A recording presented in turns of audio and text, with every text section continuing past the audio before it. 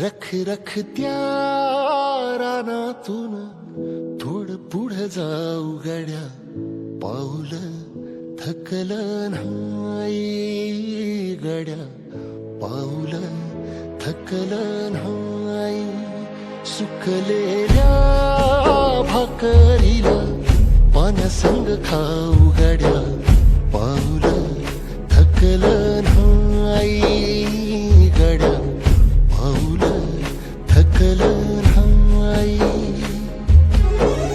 झालो बरबाद जरी बसला घाव उरी, कलेची आग सार जाळून विजाईना.